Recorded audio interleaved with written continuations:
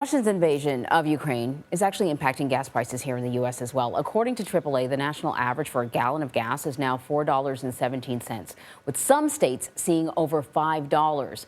Meanwhile, the Biden administration is considering an embargo on Russian oil imports. And Weijia Jiang is at the White House with more on the administration's efforts to ease prices. Weijia, good morning.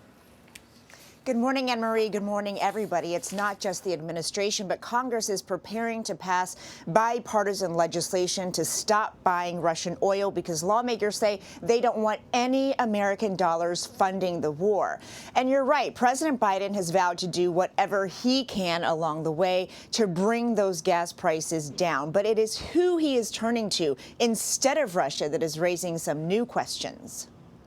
On a video call, President Biden and European allies promised to keep punishing Russia, possibly with a ban on buying its oil.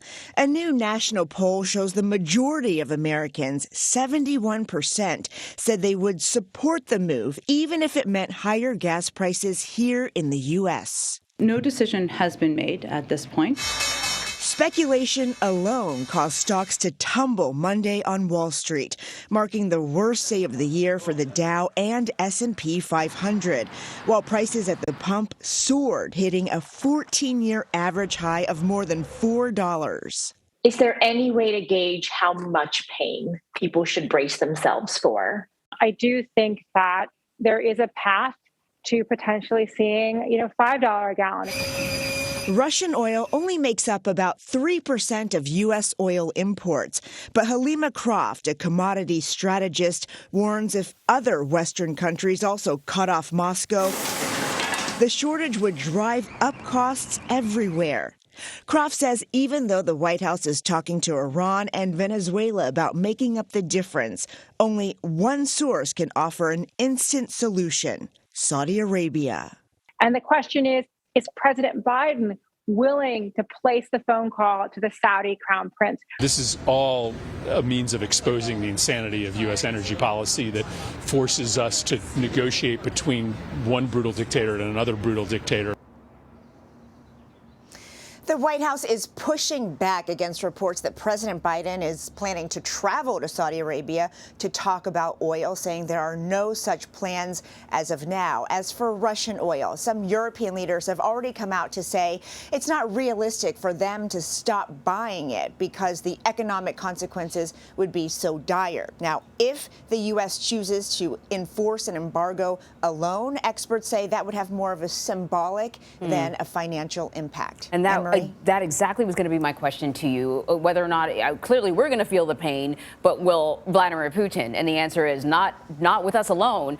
But what does have to be done for the administration to implement an embargo? Well, the president could take executive action, although the White House right now says that is just part of internal debates. They have not made any decisions. And of course, there is this piece of legislation that could land on his desk. And Jen Psaki was asked yesterday if he would sign it if it did. And she said, well, we don't have any bills right now on his desk. But certainly the president has changed his tune because in the very beginning of all of this, he made very clear that he didn't want to do anything that might cause the prices to go up here at home, which, by the way, as we just saw in those staggering numbers there, that even though no one has officially sanctioned Russian oil, just the uncertainty alone is causing the markets to fall. It's causing the prices to go up. So, the White House is being very realistic about what could happen and trying to be cautious. But again, I think because there is this bipartisan support, because Americans say they wouldn't mind paying more, I think that's why you see President Biden coming around to the idea. Yeah. You just want it to be valuable. You know what I mean? If we're going to pay $5, let it actually be worth our while and let it be impactful. Weijia, thank you so much. Sure.